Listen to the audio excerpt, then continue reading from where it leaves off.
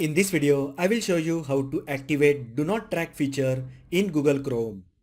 Enabling these settings allows you to request that websites refrain from tracking your browsing activities, giving you more control over your online privacy.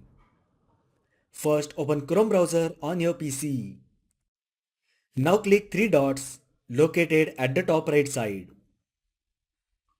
From the available options, click Settings. In the left panel, click Privacy and Security. On the right side, under Privacy and Security, click Third-party cookies. On Third-party cookies page, under Advanced section, you will find a option Send a Do Not Track request with your browsing traffic. Just enable the Send a Do Not Track request with your browsing traffic option. You will get a Do Not Track confirmation box.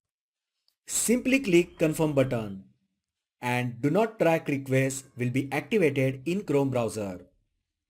So that is how you can activate Do Not Track in Chrome browser. If you find the video helpful, then like the video, share with your friends and subscribe to my channel. Thanks for watching and I will see you in the next video.